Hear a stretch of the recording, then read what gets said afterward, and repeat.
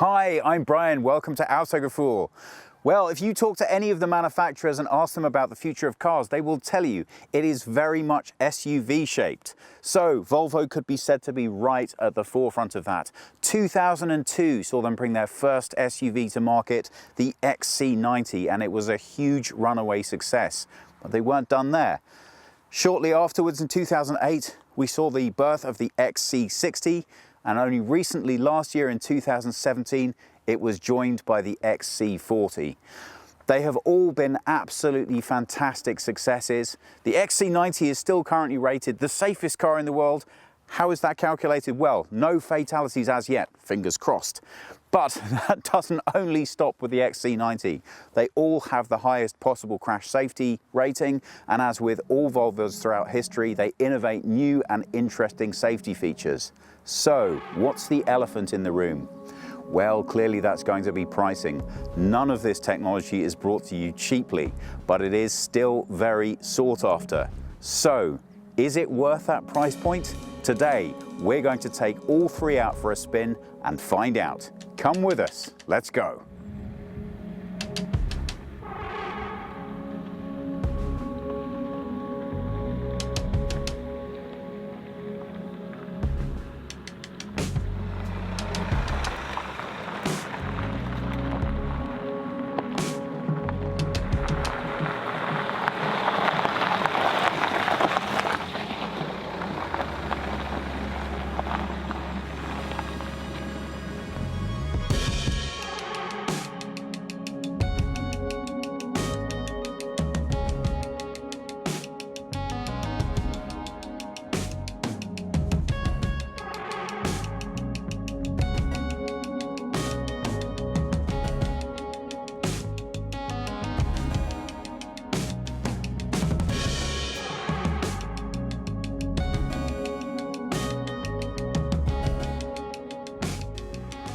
It's hard to find anyone with anything negative to say about Volvo's lineup of SUVs.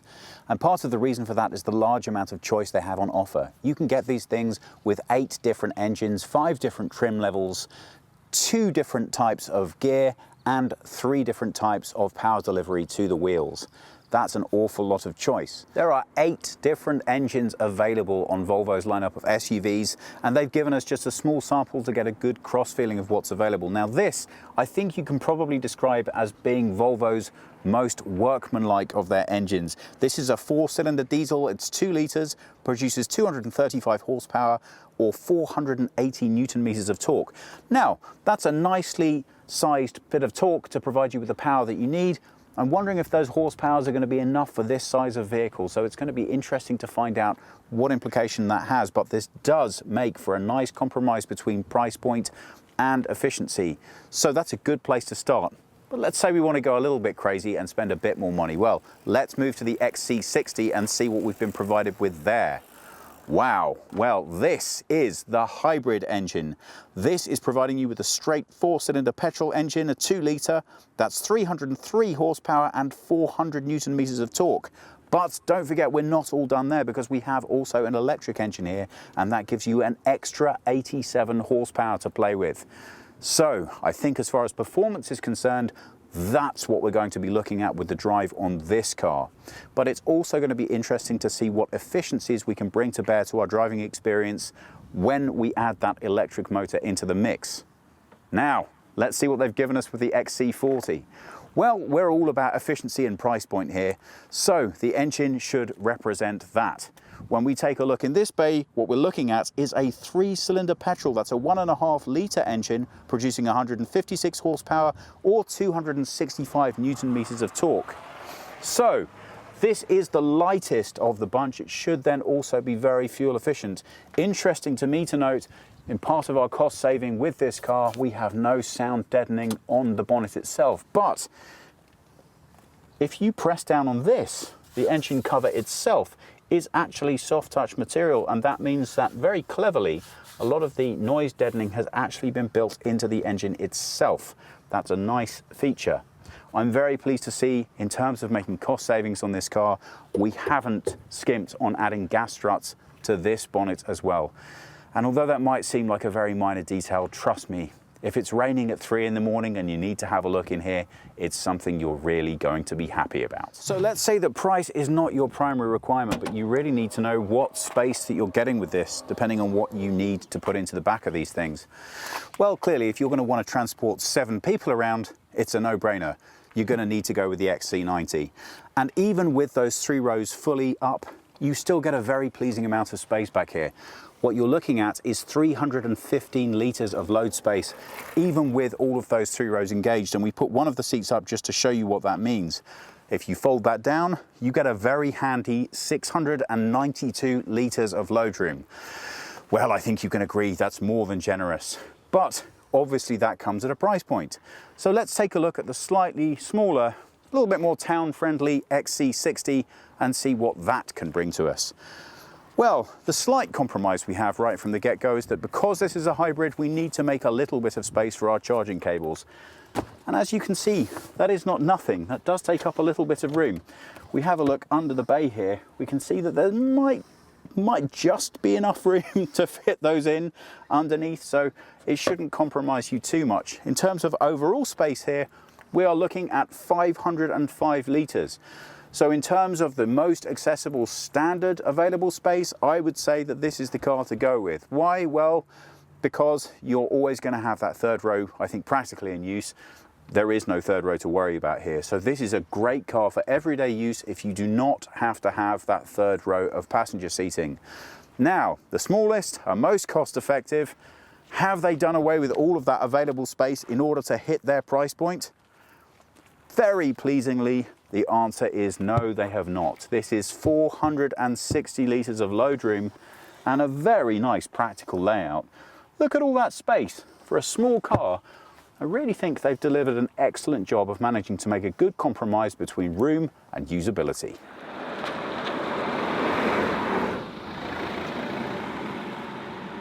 Now, back in 2002 when the XC90 launched, it was a big question as to whether Volvo was going to be able to successfully carry over their iconic styling, but do it in a contemporary and modern way. A lot of people didn't think that would be achievable, but boy were they wrong. Volvo not only managed to make sure that their cars looked incredibly distinctive and kept that fantastically iconic Volvo styling, but also managed to make them feel and look contemporary. Now we can see that very strongly in the latest iteration of the XC90. Look at the boldness of this front. You would think it would be very difficult to know just from glancing at this that it was a Volvo, but when we look slightly higher up, and Thomas shows us here the flanks of this bonnet right from the start, coming down into this nicely angular array and this big bold grille, we can see immediately this is a Volvo. Like many of the other brands, we have a nice integration here featuring this large bold central logo of the sensors, meaning that you don't get any additional clutter when you look at the front of this vehicle. Now, one of the early criticisms of SUVs was that they were potentially deadly to pedestrians. Why? Well, we have this large, bold front design, and the concern is you're going to sweep a pedestrian straight underneath the car. Well, not with Volvo. They were one of the first manufacturers, if not the first, to integrate the crumple zone technology and design and the way that the bonnet interacts in the case of impact to make sure that the pedestrian is carried over the top of the car, and that results in this being one of the safest cars on the road, not just amongst SUVs. What's impressive is the way that they've managed to use that design within the aesthetic appearance as well. It could be made to be looked as if the design had suffered in order to integrate that safety technology into the way this car is built. But look at this, it really hasn't. I really like the angularity of the design, especially as we get lower down here. There's no need to make big, bold chrome statements on this car. Yes, it's big, yes, it's impressive, but it still looks stylish. And that's really quite some achievement for an SUV. This is what has become the classic SUV Volvo car fob design. As you can see, what's special about this is that the buttons have been positioned on the side of the key fob. That means it sits in your pocket very nicely and you're much less likely to press something while you're holding it. Now, let's take a look inside. This is the R design. That makes it the top sporty interior trim. And as you can see, the way that that expresses itself is a lot of carbon fiber styling and also some nice conservative understated interior look and feel. Talking about look and feel, let's get in and take a closer look. Well, right off the bat, before we do that, if Thomas brings the camera down, we can see this R Design logo built into the doorstep itself. And these seats, yes, Thomas, they are leather. Now, other options are available, so obviously we would be quite excited about those, but that doesn't affect the way the seat actually feels and performs. So let's have a sit in and find out what we think about overall comfort for this car. The XC90 is an extremely popular car, and it doesn't take long once you're sitting inside one to see why. I think this is almost the SUV of choice for most people if they can afford to buy one realistically.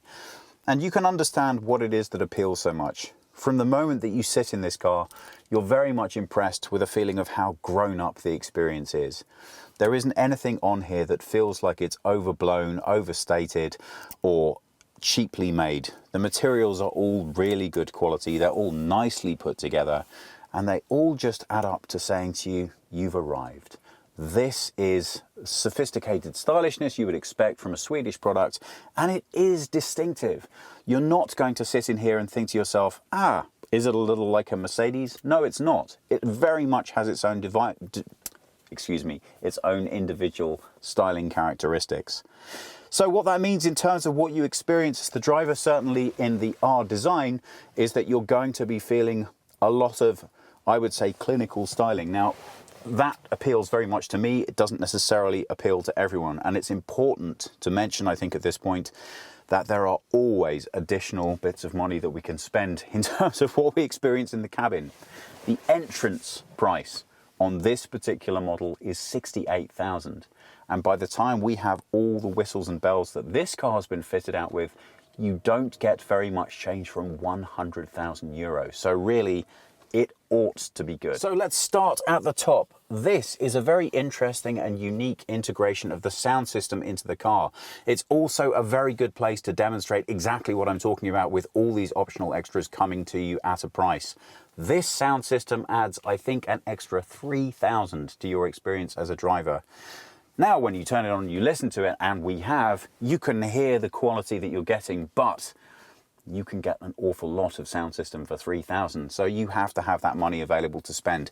But I really like the way that it's been integrated into the design of the car so that it says I'm here and I matter, and that money that you spent is of value, rather than just being hidden away and nobody, bar for some obscure logo, understands what you have. If you're going to spend 3,000 in addition to the money you're already throwing down on the car, you're going to want an extremely competent, good sound system. The only problem with that in a car is that, as you may know if you've ever taken the back panel off a door, all of the money's been spent on what the customer can actually see. Behind the scenes, as much money is always saved as possible. So the way that this skin attaches to the door, it's obviously good, but it's not designed with as much attention to detail as the front. What that means is, once you put a powerful stereo system into a car, as anyone who's ever fitted their own will be able to tell you, you're always going to be slightly concerned about vibration. And even in this brand new car, Thomas and I, we had it pumped up yesterday to see what kind of quality it delivered. We have to tell you, it didn't pass the vibration test. Just a little bit, but you should always be aware that if you're going to spend money on a decent sound system, a really good sound system integration into the car, you're also going to need to make sure that the car itself is ready to cope with the power that you're putting into it in pure design terms. Now, I shouldn't really have mentioned it was only a little vibration, but you know, if I'm going to spend 100,000 on a car and 3 extra on the stereo, I'm not going to want to hear any vibrating at all. So coming further down, let's take a look at the inbuilt infotainment system. Now, if you're one of those people who says, I don't care about infotainment, I'm so bored, and just switches off. 1, don't worry, we're going to make this nice and fast. And 2, this is a really important feature of the design of this car. The pluses here are that Volvo have decided to go with this. Instead of what you standardly expect with the landscape view, they've gone with portrait. And what I like about that is it distinguishes itself very much from its competitors, and also from looking as if it just has an iPad integrated into the dashboard. This is very much a signature piece of Volvo design. So it looks unique, it looks really clean, and it doesn't interfere with you having any form of visual interference while you're driving. Now, that's the positive. The not so positive is the way in which you experience the controls as you're driving. Now, obviously, you get more used to everything as you go along with these things, but my goodness, the controls here are comprehensive. That's what you get for trying to switch off the rear wiper while you're doing moderation. I apologize. It's still going. Oh, Thomas. Well, that was a lot of fun. You'll be happy to learn that the windshield wipers have now stopped again. So back to this infotainment system. Let's talk about what that means in terms of how you use this car on a daily basis. Well, the most common features you're likely to want to access are obviously heating and cooling. And while I'm stationary here, let's just turn the car on. So we've got some, there we go. You can see this is preset for 23 degrees. If you know the temperature you want and you're happy to keep things consistent, it doesn't need to bother you at all. But I ask you, are you really going to want to do this while you're driving? That requires an awful lot of attention, and I'm just not sure that there's any way that that's ever going to be able to replace a simple knob in my mind. But obviously you can see why they've done it. It makes for a much cleaner presentation here, and I can't even begin to describe to you just how comprehensive these options are. This car has so many different features you can adjust, but there's no possible way that you're going to want to be getting into that while you're driving. So although this is very impressive and it works very nicely, broadly speaking, I think it's best that you pick exactly what you want and leave it well alone while you're getting on with the actual job of driving this car. Now, talking about that, the actual driver's display is really nicely thought out. We have a head-up display here. It's discreetly built into the dashboard, and that delivers only the most simple information to you in a really easy to digest format. The exact same can be said of the driver's digital display. This is really nicely delivered. It's simple, it's discreet, it doesn't give you any more information than you want, but that said, once you start digging into submenus, you can find options for more or less anything you could want to look at. It really is almost endless, the amount of changes that you can make. Come on. This car is torturing me. It really is endless, the amount of options that you can have to change here with regards to the digital information that you have displayed. But even for an old Luddite like me, and Thomas, I have to say, you can still find a way of making the information presented as simple as you want it. So it only delivers the information you want while you're driving this car. And talking about driving this car, well, that is quite some experience. We'll come on to that in a little bit. Let's just take a quick look slightly further down just to finish off with the styling. Well, again, you can see this carbon fiber inlay. If this isn't your taste, don't worry about it. As I said earlier, there are 5 different design lines, so you can find something in this car that's going to suit you. This, I would say, is my taste. It's subtle, it's conservative, and it's not overblown. And I like the way these individual features are delivered. They look nice and conservative. They just deliver what you want in a really very easy way. And when you're not using them, they look very clean and uncluttered. The same can be said for the controls here. They are stripped down. We don't have 1,000 different knobs to control different things. But look at this drive mode selector. It's nicely placed. I really like the texture on this wheel because it means when I'm not looking at it at all, I absolutely know that I've hit the right thing that I want to look at. To select it, I just push on it and then roll up and down. It really couldn't be simpler. That's great because as I want to change my driving experience, I really don't want to have to take my eyes off the road in order to do it. So 2 thumbs up in terms of limited clutter and keeping my attention where it's supposed to be. I just would really like those heating and cooling knobs back. What do you think, Volvo? Can you help me out?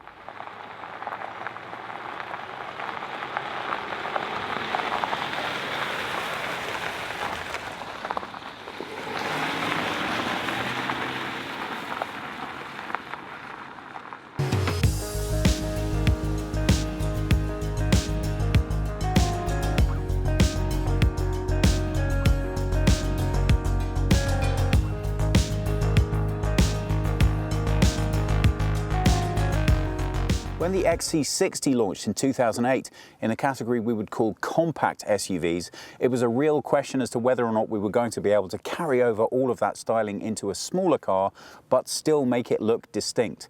Well, that is obviously the gold standard of design challenge. And as Thomas pointed out to me earlier, unless you really pay attention, when you see one of these in the rearview mirror of your car, it's really difficult to distinguish easily what it is that's sitting behind you. Well, for my money, this is my favorite aesthetically of the three designs. It's carried over that big, bold styling of the XC90, but it adds a little flair all for itself.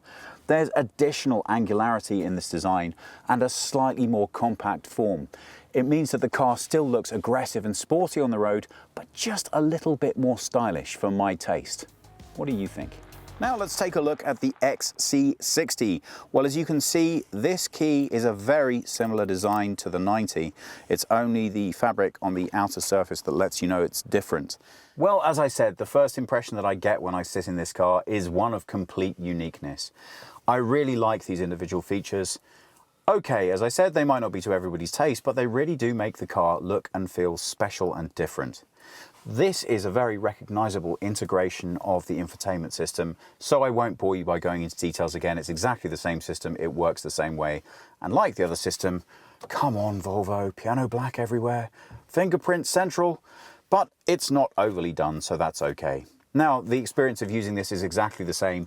The sound system, again, is a lot of additional money. Now, this car, I think, has an entrance price of around €72,000, and once you put in all the whistles and bells, 92.5. Ouch. So you're going to want an awful lot of car for that money.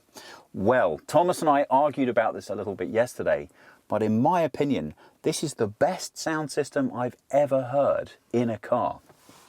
I know, shocking, right? Well, okay, I mean barring custom-built ones. The sound is bright, it's clear, the bass is wonderful, beautifully delivered, and it really does add an extraordinary feeling of quality to your ability to enjoy driving around in this car. So I know it's eye-watering having to spend an extra $3,000 on your sound system, but if you're going to lay down this kind of cash for this kind of car, I'd say, you know what, at least test it before you dismiss it out of hand. It really is something special. And I don't say that about sound systems in cars very often. Now, as Thomas would be very enthusiastic to point out, we also have special acoustic glass. And I think, if I remember correctly, Thomas, was that an extra $1,500 for the front too? Thomas said $750 yesterday, but I think that may have been per door. Take a look. We can take a look. Yeah. Well, I tell you what, we'll take a look now live. Let's go crazy. Even though my German is excellent, Thomas is going to take a quick look and tell me. Yeah, I have got all of my glasses on, so you can see it's really sharp. Look at the acoustic glass. Okay. Yes, it's in German, Thomas. Yeah, how much? There is no, well, how would I know which one acoustic glass was in German? Give it to me, please. Okay, here we go. Teamwork. We can make this happen. Acoustic glass, 990 euros. Ah, we're going to have to split the difference. We were both halfway right. Yeah. Okay, well, it's the same thing. Everything you're going to want on one of these is going to cost you more money. And I haven't had the experience, but I'm pretty certain if you go to a Volvo dealership, they're going to work very hard to make you take as many of those things as possible. Please try out everything. Make sure you're getting the car that you want. I always say that when you're buying a car at price point, it's important to consider what the overall experience for you as owner will be, because you're likely going to be paying for it a few years after you bought it. So make sure you have the features you want when you get the car. Now, we haven't driven this sound system without that acoustic glass, so I honestly couldn't tell you if that makes any difference in the world. But what I can tell you is while you're driving the car, the road noise is superb. So again, how much of a difference it makes, I don't know, but please give it a try and see what you think. Now, back to the styling of the interior of this car. Well, we've got a bit of a mixed bag here. As I said, I really like the individuality and I think that's great, but what's strange is this is not a cheap car. So I can't help but ask myself why some of the finishing just doesn't quite go with the car. If you've watched Thomas's review, you will know that he has not been massively impressed by these steering wheels, and I understand why. They are very nice to use while driving, but the finish of them just doesn't resonate quite with the quality that you get somewhere else. I have no idea why it is we've gone with this shiny finish on the driver's controls. They are very nice to use while driving, but to look at, well, maybe it's just my taste, but I would have gone with something a little bit different. Let's take a look at the central console. Now on this model, we have a crystal gear knob. That is to help us select the modes on this, the most expensive of the engines. This has not only the engine, but also an electric engine to assist. And that's why when we look slightly further down here, we can see that we have an extra drive mode, this B down here, and that is for recuperative driving. Obviously that does affect the feeling of the drive, but you would get used to it in no time at all. If you're used to driving cars with regenerative capacity, you'll know what I mean. When you put it in neutral, ordinarily the car would coast. You feel a little bit of lag as the car is pulling back from that inertia in order to recharge the batteries. It really isn't bothersome at all. You get used to it very quickly. But for pure driving pleasure, you can still obviously just select the standard drive mode. Here we have a crystal gear knob. And I don't know if you noticed in our X5 review, this is not unique now to Volvo. BMW have also produced a Swarovski crystal one. So I have to tell you, I'm more than a bit intrigued to know who came up with this idea first. But it feels nice in the hand when you touch it. A little bit of cool from the crystal, and it resonates the quality of the rest of the cabin. Volvo have used a special finish on this piano black. So unlike almost every other car I have tested, which is covered in this stuff, look at this. It doesn't act as a fingerprint magnet. I am really pushing my thumb down on this, and I can't even make it show that I've left a fingerprint. That's nice. I'm not a huge fan of piano black overall, but if you're going to use it, it really does speak to the design quality that's throughout this car, that they've actually found a material that doesn't look terrible after you've used it. Now further back, we have a nice tactile start-stop function for the engine.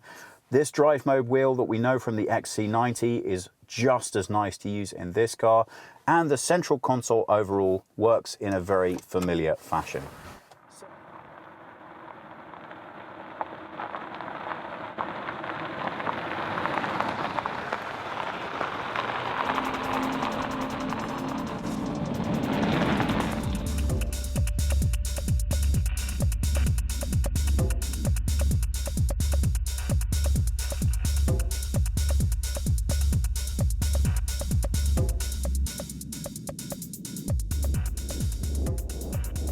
2017 and the birth of the XC40.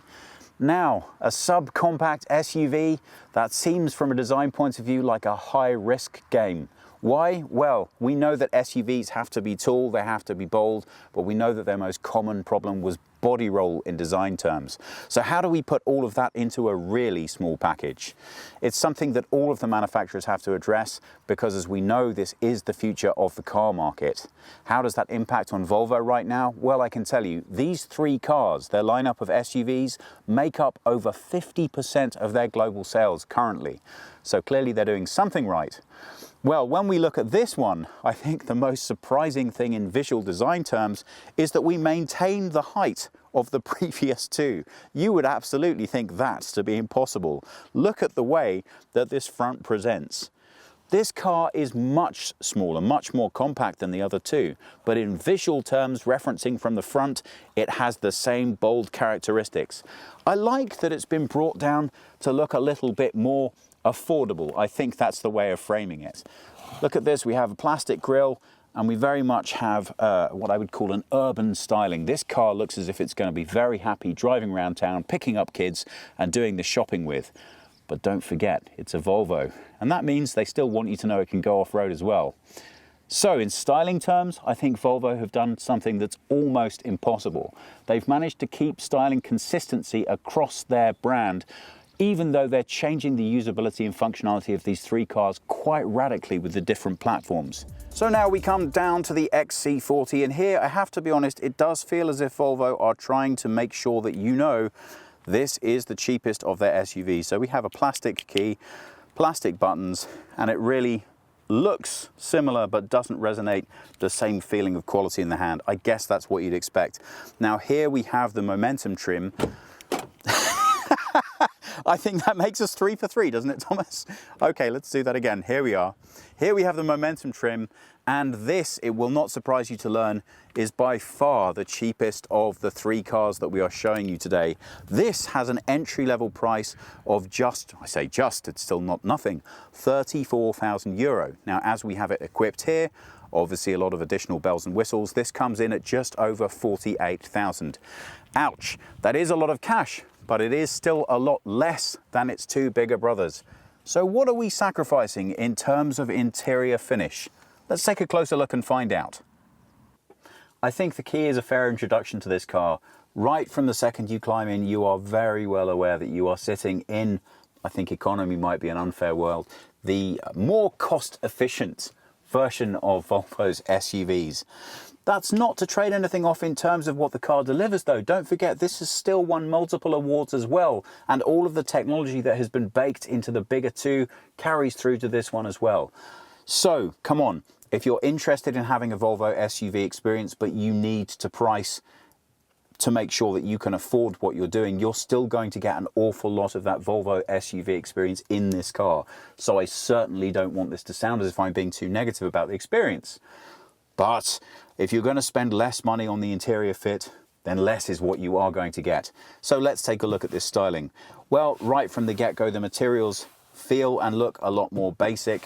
When we look at these design trim levels coming through the car, obviously they are going to feel a little bit more in keeping with price point.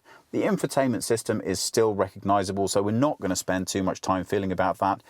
And the steering wheel experience, well, although it's carried through from its bigger brothers, we've gone with a matte finish here. I can't help but think that although that feels a little bit more ergonomically satisfying to use, it might have been nice to have maybe seen some metal here on the higher trim levels. Now this car features the 6-speed manual, that's to help keep the price down, rather than the automatic. But it's a very nicely built gearbox. We'll come onto that when we talk about the driving, and it's very nice and painless to use. Now, what this car really resonates in terms of visual and aesthetic experience on the interior is more or less exactly what you'd expect. The quality still looks and feels good, but it's everything done a little bit more cheaply. Now, depending on your budget, that's either going to be a great thing because it's finally going to mean you can afford to get into the Volvo SUV business, or it's going to be a compromise too far. I have to say, as this is a premium product, I am leaning definitely more towards the larger end of things because I want to feel that that money has gone somewhere where it resonates. This is delivering very much a Volvo experience in a cheaper format and package. But you know what? I think if it drives as well as the other two do, I just don't think I'm going to care that much. But there is only one way to find out, and I think, Thomas, it's time that we did.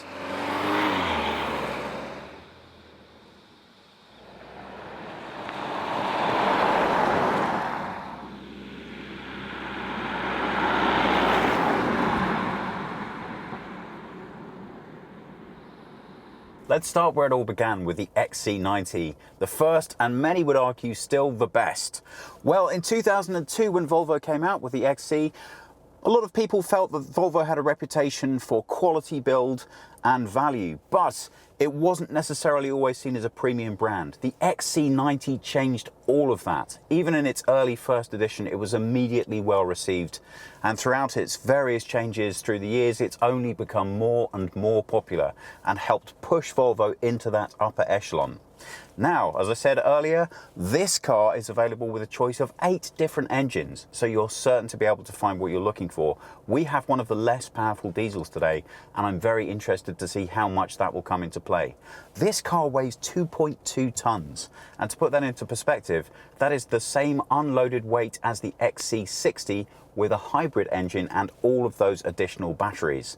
So, okay, we have over 400 Newton meters of torque, we have plenty of heft in this car, and we have a 0 to 100 predicted time of 7.8 seconds. Well, that's not too shabby either. Top speed of 220 kilometers per hour. But do we have the power where we need it in this car at the time? Well, we're going to talk a little bit about the drive, how it feels, and whether this is the engine you're going to want to go with if you want to buy one of these cars. Let's go. Even with the available weight on board, it's really nice to be able to see that you can still push crisply off the mark with this engine. Being a diesel, you are always going to experience a little bit of turbo lag, more on that later, especially when you're driving at slightly higher speeds. We'll find a little bit of road in a moment just to show you how that impacts on the drive.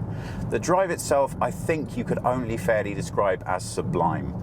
The air suspension has been so well tested and utilized within this car that for large sections of the drive, irrespective of the drive mode that you're in, it really feels a lot more like floating along the road than it actually does like driving, even in some really appalling conditions.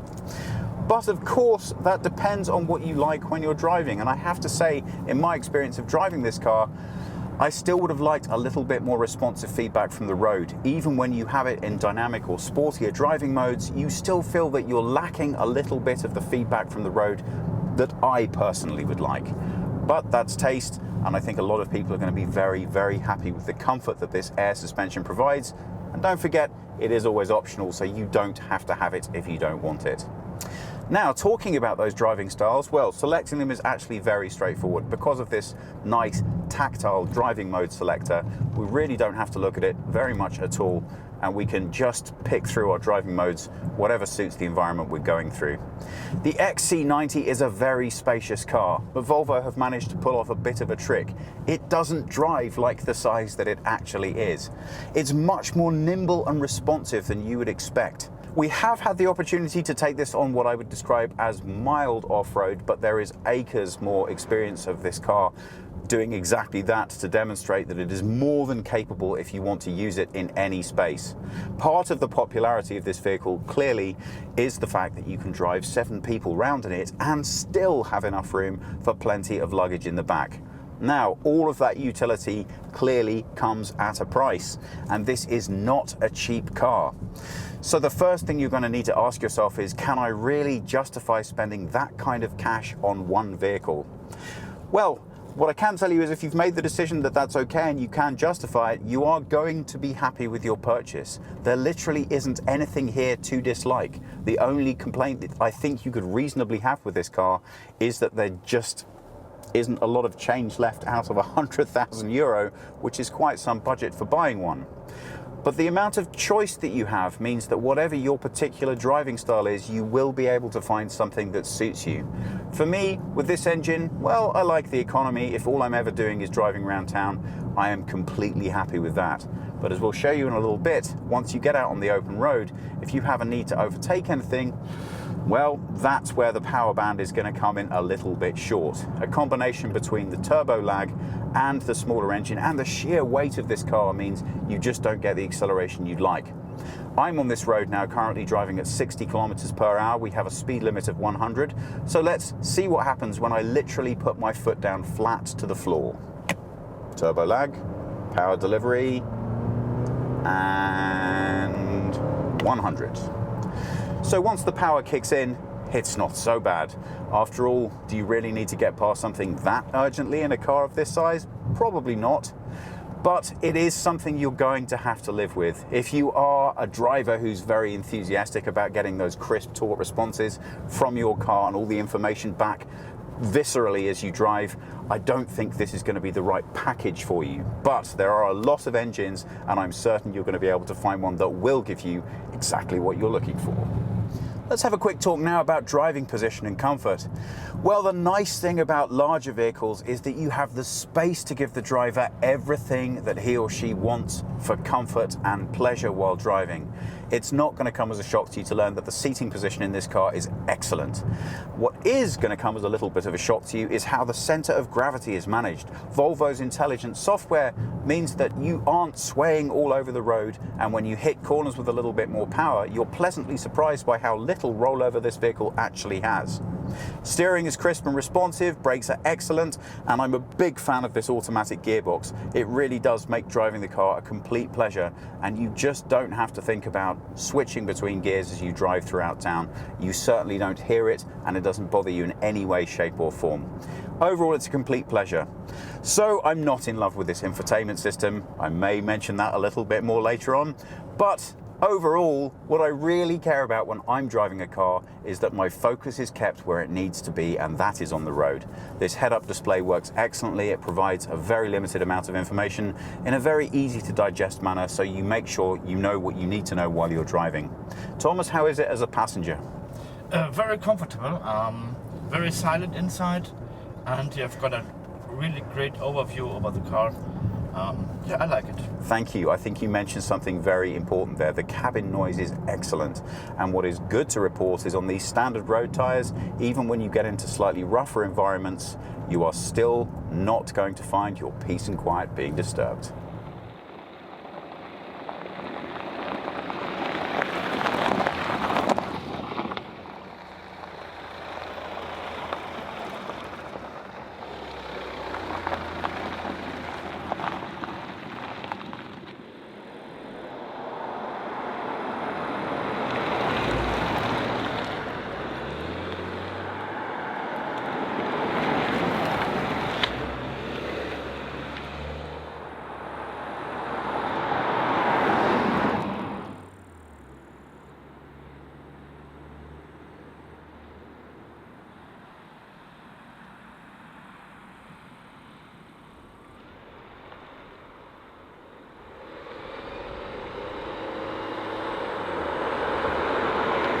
Find out how its smaller brother, the XC60, gets on. Well, the first thing to note here is that, of course, we have two different power sources, and that means when you start the car up, it's going to start in pure electric. And for the uninitiated, that can be a little bit of a surprise, because you switch it on, and of course you're expecting that nice throaty noise of an engine firing up, and there is literally nothing.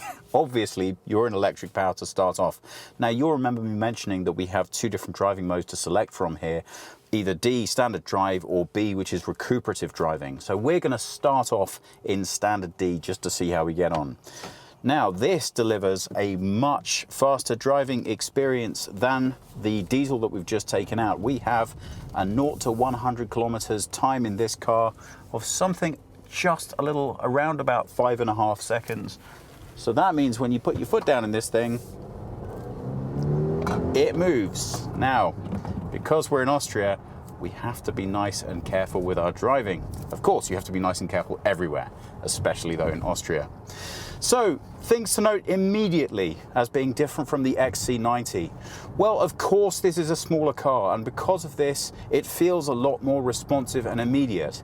We were very impressed with the responsiveness of the XC90 given its size, but obviously there's only so much you can achieve with a car that has that size and that weight.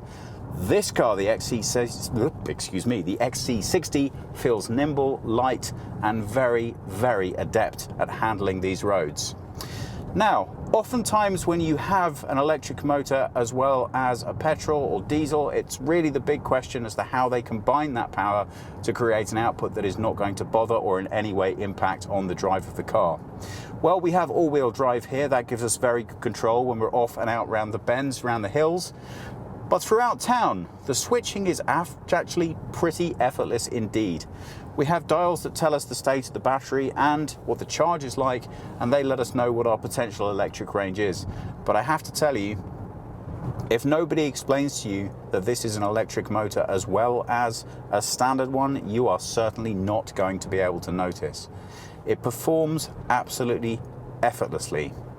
Now, this is not a cheap car, and because of that, I would expect every element of this driving experience to be poised, precise, effortless, nice. The challenge with an SUV is always, can you deliver the comfort on-road that you expect to be able to achieve off-road with all of those design features that were necessary to give it the performance that you're looking for there? In the case of the XC60, I can absolutely tell you the answer is yes, and in spades. This isn't a cheap car, so I don't expect anything less, to be completely honest with you. But the Volvo XC60 absolutely delivers. It just puts a smile on your face and keeps you smiling. From the moment that you pull away and right throughout the drive, it's just so easy. But what's really nice about this car is that you feel that you have something of a caged tiger waiting to come out. It doesn't bother you when you're driving through town. You can potter about here and there and it's really pretty straightforward. But you know, when you want that power, when you want to get the most out of the driving experience in this car, you can put your foot down and wow, it really delights. For a car of this size and this style, there is stacks of drivability to it. Now, driving experience overall, what would you expect? A fantastic position on the road, great all-round visibility. Volvo obviously always paying that little extra attention to driver safety and comfort. That means I'm not bothered by things like the B-pillar. It's very nicely proportioned and positioned. My rear view is excellent, especially with this being an SUV. And my total driver's experience is superb.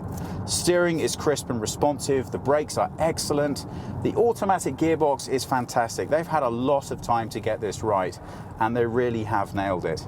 I would challenge anyone to drive this car and tell me that they were disappointed in the way in which it handled. Okay, you might be less than satisfied with the price tag, but once you've learned to live with that, you are going to be very happy with what you get for your money. Everything resonates quality here. The road noise is really nicely deadened and the drive experience is very comfortable. If I have one criticism, and it would be a very personal one to me, I would say it sits with the air suspension. There's a little bit too much comfort for me, if anything. Yes, we have the driving modes, and if I push down and select and I say, well, really what I want to do is get as much feedback as I can from the suspension, I've selected power sporty driving now. Well, immediately the steering is a little bit more responsive, the brakes are a little bit more immediate, and even though the air suspension has been tightened up a little bit, it's still air suspension. That means for me, the number one thing it delivers is comfort. And really what I want is as much feedback from the road as possible, especially to enjoy a dynamic driving style and making the most of all the power I have available. It might not be the fairest criticism. After all, it is absolutely extraordinary the level of comfort that you can achieve now with air suspension, and you really will appreciate that when you put hundreds of miles on this car, as I'm sure you will. But when you want to get out into those country roads and you really want every single bit of feedback the car has to offer you, it's just lacking a little bit of grit for me. But as I say, that's maybe just my personal opinion. Our original considerations about the way that the steering wheel interacts with the drive and these controls here, well, you simply don't care about them once you start moving, I'm happy to say. And as far as your ability to access the heating and cooling controls through the system here, well, I think that would get to be fairly intuitive after you get used to it. I'm still going to prefer the dials, always, that's just me, but they're not badly positioned within the unit, so I know my control is bottom left. I don't have to look at it. I can push straight on it. I don't know if the camera can catch this here, and I can just happily slide up and down to my heart's content without worrying about it too much. It might take me a while to get the hang of it, but I think it's going to be pretty straightforward. Well, if you're considering, should I go with the manual gearbox or should I look at the automatic? I have to say, as a huge fan of manuals, in this car and for this setup, I'm going to have to go with the automatic. It really is a very nicely designed piece of kit. And when a car does a lot of thinking for you, as long as it makes the right decisions, you're always going to be happy that it did. And in this car, the automatic gearbox just makes everything so effortless. I know when I punch down, I'm going to have that extra power that I'm looking for. And in the meantime, I'm just coasting along without a care in the world. Head-up display is very much appreciated in this car as well.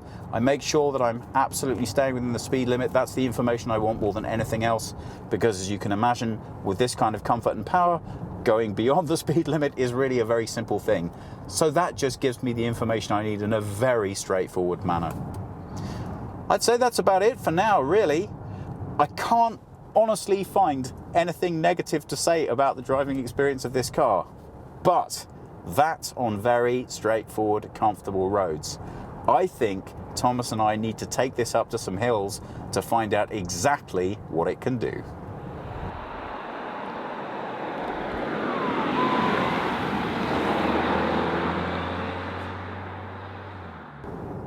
Before we get into those mountain roads though, let's take a look at this recuperative driving. Well, at the moment I started out in D, but don't forget, in order to take full advantage of the claimed efficiency of this engine, which I have to tell you, is suggested to be somewhere at around about 3.5 to 4 litres. I think that might be overly ambitious. But of course, if we want to get close to that, we have to make sure that we're using recuperative driving. So in D, it's fun, it's refined, it's powerful, nothing unexpected whatsoever. Flip down into B, and you notice we get that immediate power draw. Now obviously that's because the car is doing everything within its power to make sure it reclaims as much of that use of fossil fuel energy and converting it into electric energy as it possibly can. In the dashboard, we have a very nice display right next to the petrol fuel gauge that tells us how the battery charge is going. And from our experience of having driven this car already, we've noticed that you do have to drive a long time in order to recharge that battery. I think we put quite a lot of miles on it yesterday and we never managed to take it over halfway full, which, given that we started it on empty, is not so bad. If you're driving it around all day, I think it'll fill up in no time at all. But obviously, in order to get the best of the efficiency on offer, you are going to want to keep it in this mode as much as possible. So what does that mean for the driving? Well, when you're on open roads like this, it really doesn't make any difference at all. And if you've ever driven a recuperative vehicle before, you'll know that the most significant change you have is when you are braking. Now, that's actually quite a pleasing thing over time when you get used to it, because what it means is you're putting a lot less wear and tear on your brakes.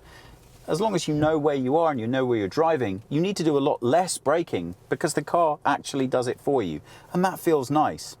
However, that said, when you're driving somewhere you're less familiar with, it can be a little bit jarring because you expect the car to behave in a certain way, and of course it is a different style of driving. But you do get used to that fairly quickly. I'd be really interested to hear what your experience has been with recuperative braking yourself in different types of car.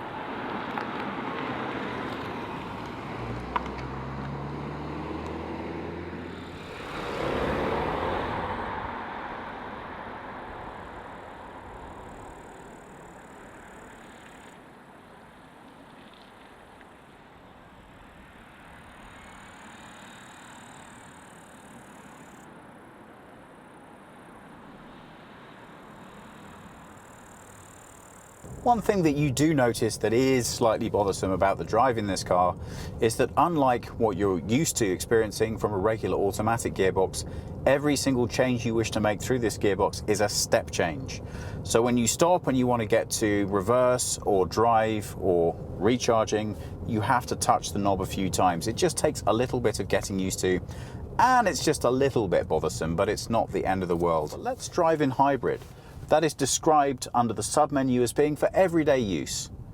Now, if you can hear, the engine note has changed, and that tells us that we're not any longer in performance mode. But on this kind of road surface and at this kind of speed, this is absolutely fine. I really couldn't say enough about the comfort delivered by this air suspension. If you could see this road, it is rutted, it is potted, it looks like it hasn't been resurfaced for maybe 20 years, although that could just be the Alpine winters, and I don't feel it at all. The car is assured, it's comfortable, it's confident, it knows exactly what it's doing, and I feel completely relaxed. Now we've come into a slightly wooded area, and the surface here is even less solid. So I do have an off-road mode to put the car into, but to be honest, I'm having such a comfortable, easy time of this, I just don't feel that's necessary. Given that this car is so high up off the road, you might think that when you put a little power into turning around a bend, you'd experience a lot of rollover. Well, pleasingly, you don't. Now there's another car coming just down the track, so we're going to make a bit of room and make sure they can get past us. And this car, at 2.2 tons, drives like a car maybe only 2/3 of its weight. It's really nicely balanced, and because we have all of that power at our disposal, we really don't have to suffer any negative consequence. Now, I'm not sure if this road is going to widen out a little bit and allow us to show you some speed, but what I can certainly tell you is that you don't notice any deficit with the handling because of that additional weight. So, if this looks like everyday use to you, Thomas is warning me we have a sign saying we're all done going up this road. If this looks like everyday driving to you, and you live somewhere in the mountains, then I have to tell you, you're never even going to need to find out how the off-road performs. But of course, it wouldn't be a proper test for us unless we gave it a try. So what do you think, Thomas? Can we find something a little bit more challenging? No. So we found a nice little bit of off-road to take you on a drive down, and it's actually pretty beautiful, as you'd imagine, up here in the Alps. Now, using the car in everyday use, what we do here is a slight whine from the electric motor, but you don't need to worry about that, because every time you hear that noise, that's just you saving money. So it's all good.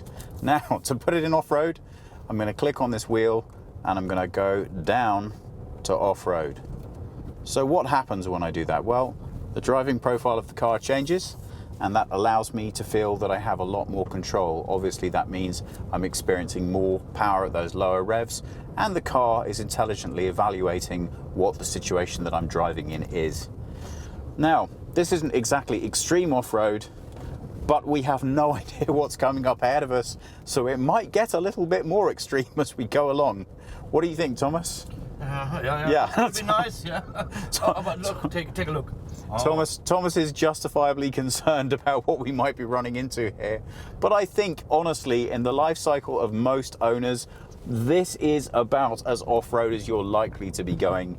So we just want to know how the car performs when it does get onto those uneven surfaces.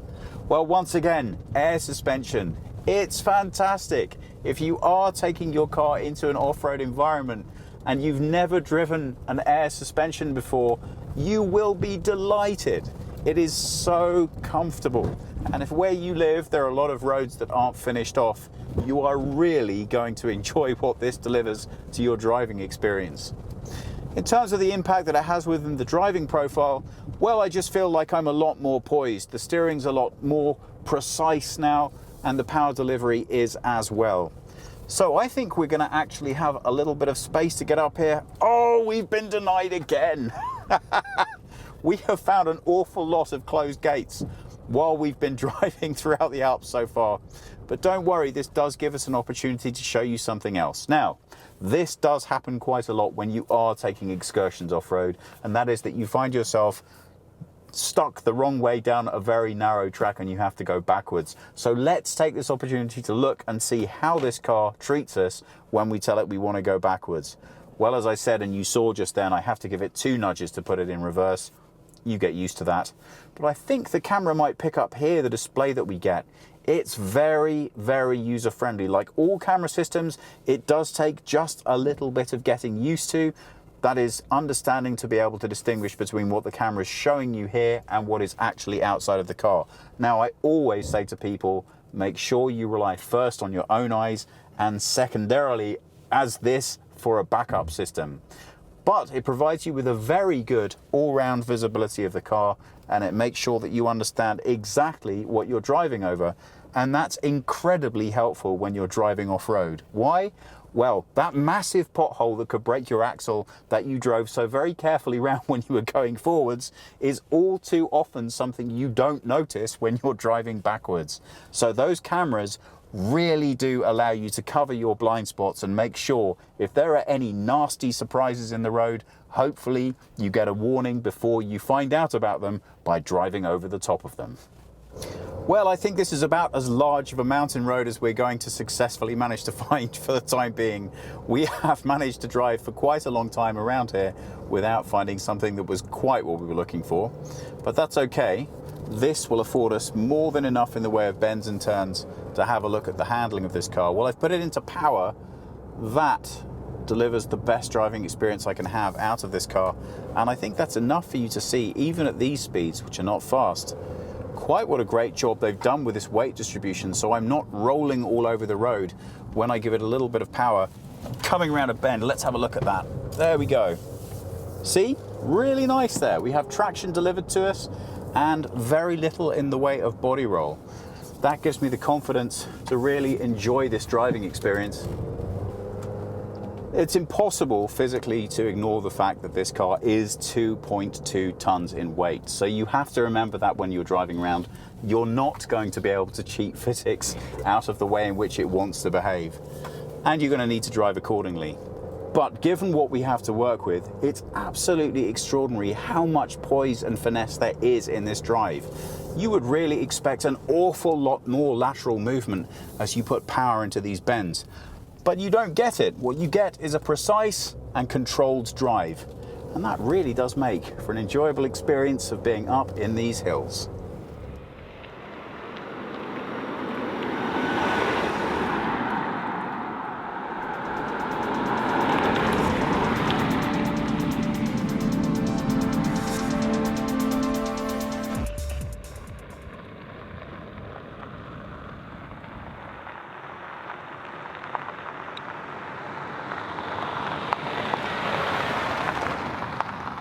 Well, last but by no means least, it's finally time to take the XC40 out to see what it can deliver in the Alps. Well, the first thing to mention is that we do have a 3-cylinder engine, and that means if you stand outside of this car and listen to it running, you could be mistaken for thinking it's actually a diesel. It's not. That's just a quirk of a 3-cylinder. Well, given that it only has 3 cylinders to play with, does it produce enough power to make it usable? Well, pleasingly, it still delivers a 0 to 100 kilometers per hour time of under 10 seconds. And how does that look practically? Well, that power is being delivered to us via a 6-speed manual gearbox. And I have to tell you, it's not bad at all.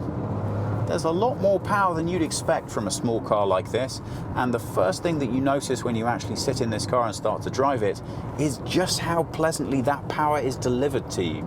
The steering is tight and responsive, and yes, I understand that the last word in luxury is air suspension, and of course we experience that in the XC60 and the XC90. I've got to tell you, I'm more than a little bit pleased to get back my regular suspension. Now, before we talk a little bit more about that, this tunnel does afford us an opportunity to talk about one of the compromises we have with the XC40. I'm sure you're picking up on that. The noise suppression within the cabin is not fantastic. We don't have the largest tyres in the world, so we should be experiencing relatively low levels of cabin noise. Now, pleasingly, it doesn't actually change once you start getting faster, so it's not that it's a problem.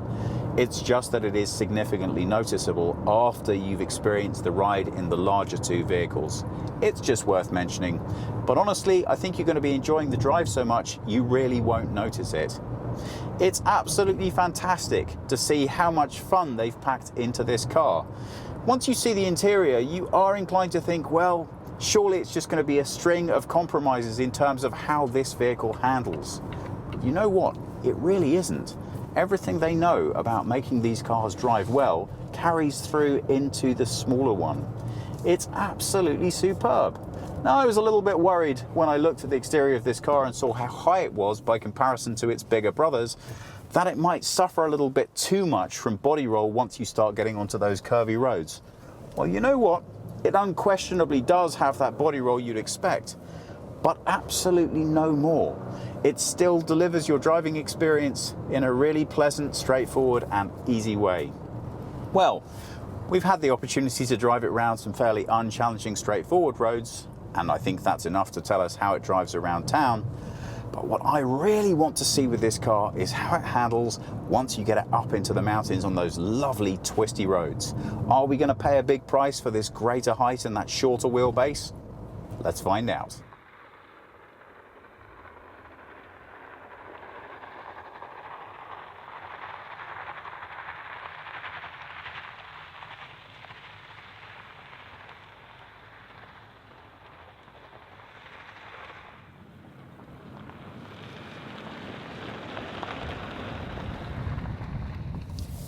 Well, now we've come to a nice mountainous area so we can really get a sense of quite how the XC40 handles.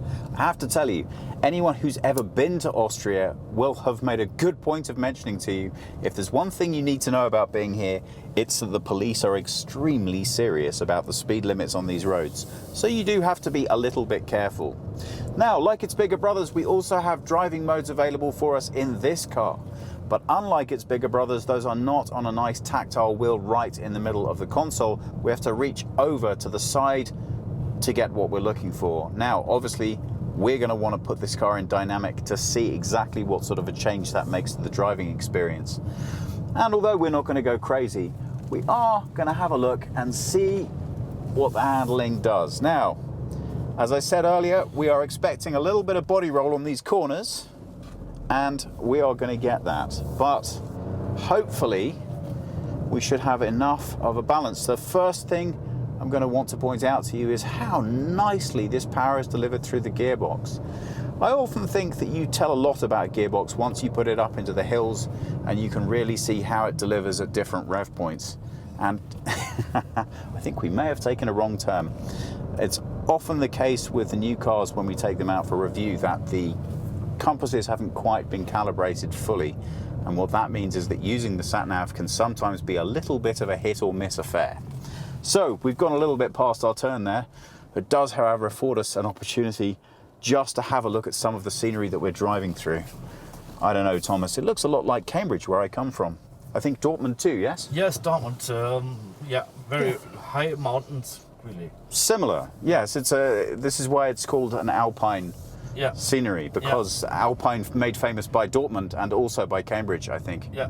Now we learned earlier today that this is one of the most famous mountain biking areas in the whole world. And I'm not sure if we can pick up on the camera just there some of the ski areas, but all of these are running right throughout the summer because they provide amazing downhill opportunities for mountain biking. So Thomas is a very enthusiastic mountain biker, not so much this one, but more the other one. And I think he might be a little bit jealous that we got to come here and experience this. But I think I prefer to experience it while driving in a car. How about you? One of the most important features about alpine driving is having the additional visibility that you want. As much fun as it is, and it is a lot of fun, whipping around these mountain roads in a sports car, it can be very dangerous because you can't see what's coming around the corners. With this increased ride height that we have in the XC40, you get an awful lot of advance warning of what's going on these twisty, windy roads. That means you can use a little bit more power, and that means you can get a much better sense of exactly how this car is handling. I have nothing but good things to report about that. It's just superb to see how the package has been put together between the compromise over the larger ride height in the smaller vehicle and the way the power is delivered. The traction control is superb, the gears are a joy to use, and it's actually remarkably comfortable. You might think that changing down from the air suspension to the regular would mean a significant difference in ride comfort, but it actually doesn't. The only thing it does result in is a much more responsive feeling drive and much more feedback coming to you as the driver. Now, the only thing that is a little bit of a disappointment is that significant increase in road noise. And you might not experience that every day so much, but it is noticeable after you trade down from the larger two cars. But I don't think you're going to be too bothered about that. I think you'll be too busy smiling, enjoying the drive. Well, now our road surface has changed significantly. For the top part of our ascent here, to get right up to the top of the mountain, we are on gravel roads. So now we have the opportunity to see quite what a difference those drive modes can make. I'm still in dynamic at the moment, but if I push the selector, I can change to off-road. Now, as I'm sure you'll be aware, in a smaller car we don't have as many of the driving characteristics that will change over when we make those changes with our driving style. But we should be able to feel in the drive the car responding differently to the road surface. And immediately I feel more sure-footed on this loose gravel. If I put a bit of power in, I can immediately sense that I have more surety on the road surface, and that's nice. Of course, it's not a true off-road experience, and I'm keen to point out this car is a front-wheel drive. Have it in an all-wheel drive version. It's still a nice feature to have, and I would suggest to you that at any time you want to take your car off the paved road in an experience exactly like this, you're driving up to get to a nice hill location, or more commonly, the weather turns horrible in the middle of winter and you have to drive through a little bit of, well, shall we say, for normal town driving, extreme terrain. It's just a very nice feature to have at your fingertips to be able to have that extra reassurance that the car is going to pay a bit more attention to the stability and keep the power in the range that you want it to be at. So, it's not the biggest change in the world, but it definitely does make a bit of difference. And it just gives me the extra bit of confidence that I like.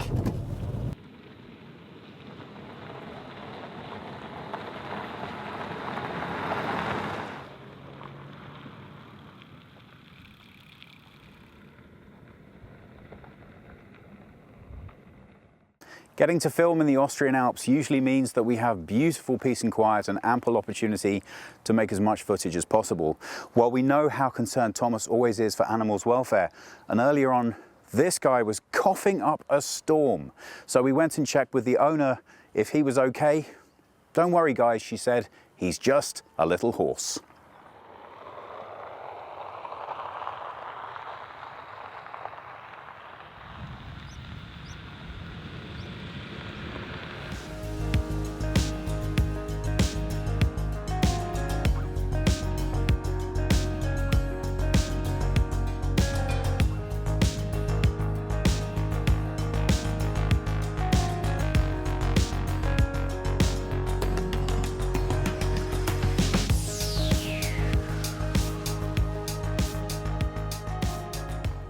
You would be very hard-pressed to find anyone who would tell you that they don't like these cars.